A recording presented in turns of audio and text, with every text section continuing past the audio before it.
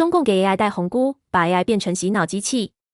2025年11月28日，中宣布赵卫东公然下令所有中国 AI 必须用社会主义核心价值观为数据建超级防火墙，严禁西方文化入侵，算法全面归党管。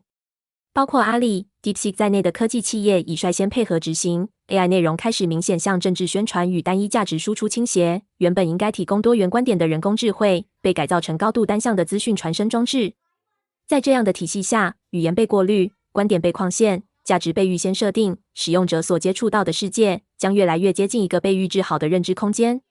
郭文贵先生2023年2月15日的直播就早已刺穿真相。大家都知道，共产党如果没有了洗脑的这种防火墙，失去了对中共和对外国的媒体的控制，他就没几天活头，还靠的就是愚弄和洗脑，操控人们的思维和辨别真假的能力，这是他真正的这个共产党他获得权力的其中的密码。这绝对是共产党还有这世界上的寡头巨头们对人类的新的一个洗脑的控制的一个利器。ChatGPT 用你的时间让你当他 ChatGPT 的奴隶，为他赚钱，为他收集信息，然后洗你的脑，拿走你的未来。这是社交媒体的疫苗，这是一个灾难 AI 时期的黑暗时刻。2年之后，这段话所描述的情境正在逐步成为现实。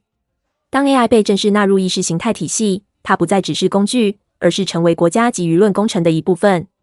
从资讯生成、语言使用到价值判断，均受到审核与导向。科技开始与政治权力深度捆绑。对于一般民众而言，这代表未来不只是你看到什么，而是你能不能看到别的。当思想的入口被技术封锁，人的判断力、怀疑精神与选择自由也同步被削弱。14亿人所面对的，已不只是媒体审查，而是进入一个由演算法与政治权力共同塑形的认知环境。从教育、娱乐、搜寻、提问到理解世界的方式，都被逐步纳入一套统一的思想工程之中。这正是当代科技被高度政治化之后，对社会最深层也最长期的影响。